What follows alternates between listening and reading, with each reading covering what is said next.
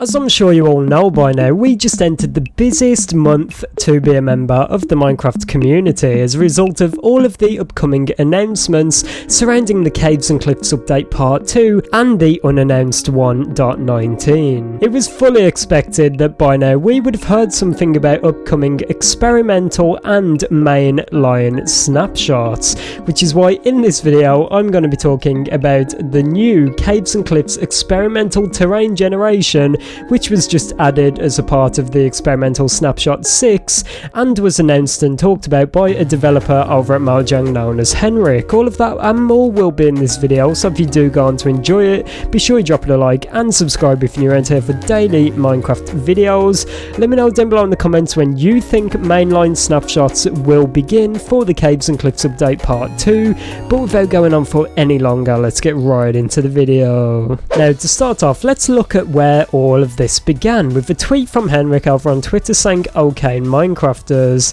we've now shipped 1.18 Experimental Snapshot 6 with tweaked biome placement and caviar ocean floors and other mostly minor stuff. Try it out ideally in survival and give us feedback." And then down below shows the little teaser image for the Experimental Snapshot 6. Now I believe the most interesting thing to note about this tweet, yet again the developers over at Mojang are encouraging us to test this out in survival, and this indicates that they're really focusing down on the gameplay of the update and how it actually feels in survival, which is the core Minecraft mode, which is definitely exciting because it kind of feels like we're drawing to the end of the snapshot period and the release date is definitely getting closer. It's all well and good Mojang added in some awesome looking mountains and terrain generation, but if it does not work in survival and it breaks up the whole gameplay loop of Minecraft, then it just will not work out, and this is why Mojang has been continuously encouraging us to play in survival so that they know how well this update actually works in the core mode of Minecraft, so that they do not mess anything up and so that people remain happy and do not get angry about the update. Now let's go over to the link provided, which leads to this Minecraft.net article saying new world generation in Java available for testing. An experimental Caves and Cliffs update snapshot has arrived, and then it says update September the 1st, snapshot 6 is shipped, try it out and give us feedback. Scroll down for the changelog and the download link. Now the most interesting things to note here is where it says, with the Caves and Cliffs update part 1 release, we are currently hard at work at delivering the second chapter. In the Caves and Cliffs update part 2, we're not only updating the caves and adding new mountains, but we're also changing the overall terrain generation to make it all fit together. As these features will bring pretty big changes, we would love your feedback. We need to sort out some technical things before we can ship these in a normal Java snapshot or Bedrock beta. So in the meantime, we've created an experimental snapshot for Java that you can download separately.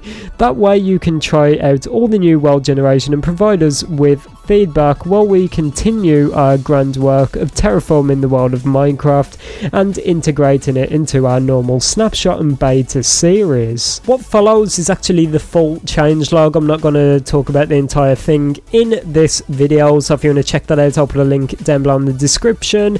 The main things though do include tweaks to the terrain generation, the mountain generation, a lot of fixed bugs and reduce the number of water springs, quite a few changes to that kind of stuff, just the terrain generation overall, which is definitely very good to see.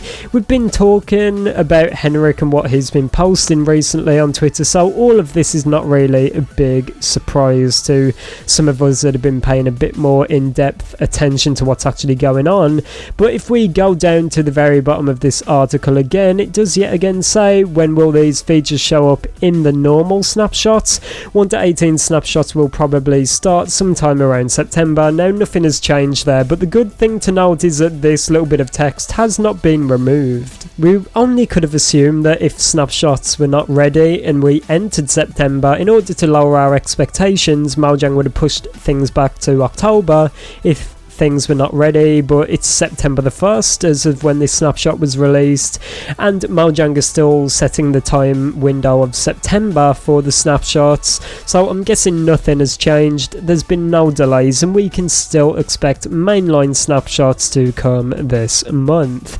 Let's now talk about what will actually make its way to the game in some of the first snapshots. I'm going to try and avoid speculating too much, but if you want to read this full article again, there will be a link in the description. And if we look through all of these, it goes through Experimental Snapshot 6, 5, 4, 3, 2, 1, all the way through them all, and from the majority of all of these changes, as it talked about at the very top, there has been a lot of tweaks to the mountain generation, the cave generation, and the terrain generation overall to make it fit together. It's like if they did not tweak the terrain generation, but if they just dropped mountains in, it would be like trying to add a separate puzzle piece to a complete puzzle piece. Like if you took one piece out and tried to put a random piece back in that same empty slot, it would result in a mess, right? So what Mojang are currently doing is trying to make a new puzzle, a complete puzzle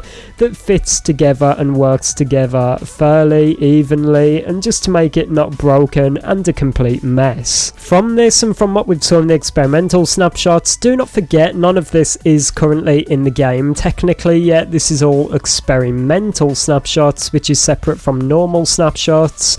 So when we get our first actual snapshot sometime this month, do not expect anything insane. We've already heard from King B Dogs it's likely not going to be the Warden or the Deep Dark. If we look at what's been added in the experimental snapshots already, I'm pretty sure Mojang is storing all of this away and preparing it for one big snapshot, which I expect to be the first one. Do not forget, this will bring a lot of changes with it, because the first snapshot is always one of the most impactful, so it makes sense if Mojang compiled all of the changes made in these 6 experimental snapshots so far and put them into one actual snapshot ready for when it is set to be released. We do not know when this will be, or if we're set to get any more experimental snapshots. It really does not clarify right here in this new changelog, but I think that we're getting pretty close. At least we've saw Henrik talk about the changes a lot, so I do not know if we'll be too far away at all, but I'm not